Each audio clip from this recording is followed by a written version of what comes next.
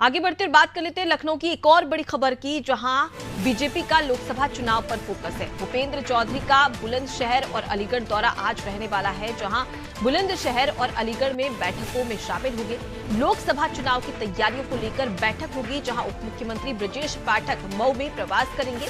पीलीभीत में जितिन प्रसाद के प्रचार में भी शामिल होंगे। वहीं स्वतंत्र देव सिंह मथुरा और मेरठ में प्रवास करेंगे। धर्मपाल सिंह रामपुर में चुनावी प्रभारी करते हुए प्रचार करते हुए नजर आएंगे। साथ ही जेपीएस राठौर हापुड़ में चुनावी कार्यक्रमों में शामिल होने वाले। तो देखिए, तमाम जो दिग्गज नेता हैं उन्हें बीजेपी ने अपनी जिम्मेदारी सौंप दी है कि किस किस जिले में जाकर वहां पर प्रचार प्रसार करना है। बैठकों का दौर लगातार भाजपा में देखने को मिल रहा है, यानी कि एक तरीके से जिस प्रकार से टारगेट रखा है इस बार 400 पार, उस पर फोकस करती हुई और सबसे पहले उत्तर प्रदेश को यहां पर प्राथमिकता दी जा रही है, क्योंकि उत्तर प्रदेश में 80 लोकसभा सीटें से स्पष्ट होता है कि कहीं ना कहीं अगर उत्तर प्रदेश में ज्यादा लोकसभा सीटें भाजपा ला लेती है तो उसके लिए चुनाव जीतना और जो लक्ष्य रखा है 400 पार का, वो काफी आसान हो जाएगा। चलिए इसी खबर पर ज्यादा जानकारी ले लेते हैं। हमारे साथ में उमंग लगातार जुड़े हुए। उमंग, बीजेपी का लोकसभा पर फोकस है और इसी के तहत तमाम जो दिग्गज नेता है वो अलग अलग जिलों के दौरे पर, बैठकों का दौर शुरू हो जाएगा। तमाम दौरों को लेकर क्या कुछ जानकारी है आपके पास? जी देखिए, बिल्कुल साफ तौर से उत्तर प्रदेश में प्रथम चरण के मतदान से पहले भारतीय जनता पार्टी ने जो अपनी चुनावी जनसभाओं और रैलियों का ब्लूप्रिंट तैयार किया है, उसके हिसाब से भाजपा जो है वो पहले चरण के मतदान से पहले उत्तर प्रदेश की ज्यादा से ज्यादा लोकसभा और तमाम विधानसभाओं को घेरना चाहती है, ताकि ज्यादा से ज्यादा जो एरिया उसको कवर किया जा सके। इसी क्रम में आज आपको बता दें कि भारतीय जनता पार्टी के तमाम वरिष्ठ नेता जो है वो अलग अलग लोकसभाओं और अलग अलग विधानसभाओं के प्रवास पर रहेंगे। भारतीय जनता पार्टी के जो उत्तर प्रदेश के प्रदेश अध्यक्ष भूपेंद्र सिंह चौधरी आज वो अलीगढ़ और बुलंदशहर के दौरे पर रहेंगे, जहां पे वो कई बड़ी बैठकों में शामिल होंगे। इसके साथ ही उत्तर प्रदेश के उप मुख्यमंत्री ब्रजेश पाठक जो है वो आज मऊ के प्रवास पर रहेंगे और इसके साथ ही पीलीभीत में जितिन प्रसाद के प्रचार प्रसार अभियान में भी ब्रजेश पाठक शामिल होंगे। मंत्री जेपीएस राठौर, मंत्री स्वतंत्र देव सिंह, कुल मिला के भारतीय जनता पार्टी ने अपने तमाम नेताओं और पदाधिकारियों को जिम्मा सौंप दिया है। लगातार भाजपा के जो नेता पदाधिकारी हैं वो तमाम लोकसभाओं में पहुंच रहे हैं, वहां पहुंचकर वो कार्यकर्ता सम्मेलन कर रहे हैं, बूथ अध्यक्ष सम्मेलन कर रहे हैं। इसके साथ ही तमाम जनसभा कर रहे हैं, प्रचार प्रसार अभियान की कमान संभाल रहे हैं, क्योंकि भारतीय जनता पार्टी का साफ तौर से कहना है कि इस बार चुनाव में 80 में से 80 सीटें जो है वो भारतीय जनता पार्टी जीतकर उन पे कमल का फूल खिलाने जा रही है। हालांकि दूसरी ओर विपक्ष का दावा है, चुनाव के बाद साफ हो जाएगा कि किस दल का दावा कितना साफ रहा। लेकिन अगर बात करें भारतीय जनता पार्टी की, तो भाजपा के नेता पदाधिकारी लगातार पूरी मजबूती के साथ यूपी में अपने प्रचार प्रसार अभियान को आगे बढ़ा रहे हैं। जी, तो इससे स्पष्ट तौर पर नजर आ रहा है कि भाजपा की ओर से तो तमाम कवायदें की जा रही, चाहे बैठकों की बात करें, जनसभा की बात करें या दिग्गज नेताओं को जिम्मेदारी देने की बात करें। लेकिन इंडिया गठबंधन की क्या कुछ तैयारी है, उनके द्वारा किस प्रकार से प्रचार प्रसार किया जा रहा है? क्योंकि दोनों ही, चाहे हम समाजवादी पार्टी की बात करें या कांग्रेस की बात करें, 2019 के लोकसभा चुनाव में दोनों की ही हालत काफी खराब थी।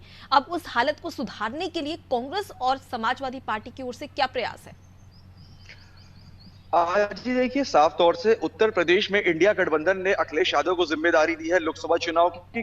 खुद कांग्रेस जो है वो 17 सीटों पर उत्तर प्रदेश में चुनाव लड़ रही है और भारतीय जनता पार्टी से बहुत पीछे है इंडिया गठबंधन जो है प्रचार प्रसार अभियान में, क्योंकि अखिलेश यादव और समाजवादी पार्टी और कुल मिला के कांग्रेस के बीच में कहीं ना कहीं तालमेल की कमी नजर आ रही है। क्योंकि अभी हाल में ही कांग्रेस में होली मिलन समारोह का आयोजन किया गया था, जिसमें कांग्रेस के जो प्रदेश अध्यक्ष थे अजय राय, उन्होंने समाजवादी पार्टी के मुखिया अखिलेश यादव को पत्र लिखकर न्योता भेजा था होली मिलन समारोह में शामिल होने के लिए।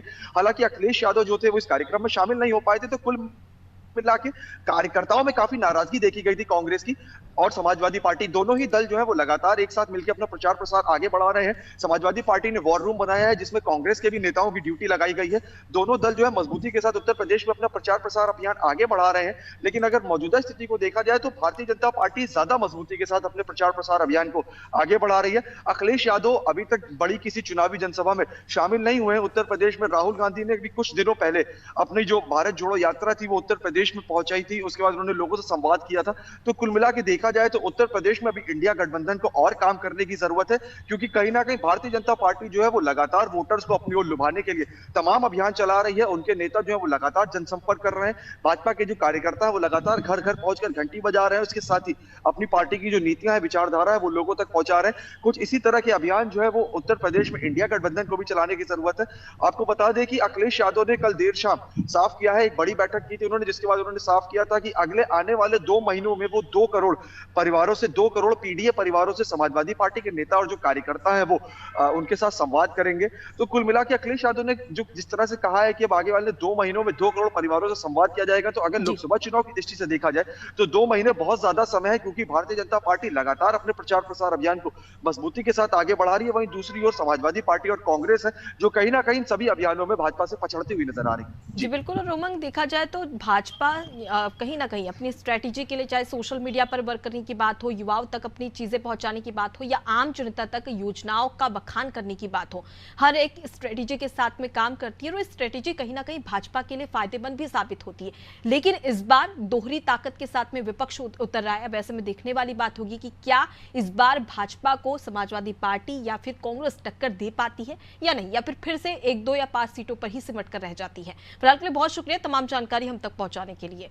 तो देखिए, लगातार दौरे जारी है, चाहे हम भूपेंद्र चौधरी की बात करें या उप मुख्यमंत्री ब्रजेश पाठक की बात करें, स्वतंत्र देव सिंह, धर्मपाल सिंह और उसके साथ ही जेपीएस राठौर, इन सभी दिग्गज नेताओं को भाजपा ने अलग अलग जिम्मेदारी सौंप कर रखी है। अलग अलग जिलों के दौरे पर तो होंगे ही, साथ ही वहां पर जनसभा को संबोधित किया जाएगा, कार्यकर्ताओं से बातचीत की जाएगी। बैठक के साथ ही विचार विमर्श, चिंतन और विश्लेषण किया जाएगा कि किस प्रकार से पार्टी को मजबूत किया जा सके।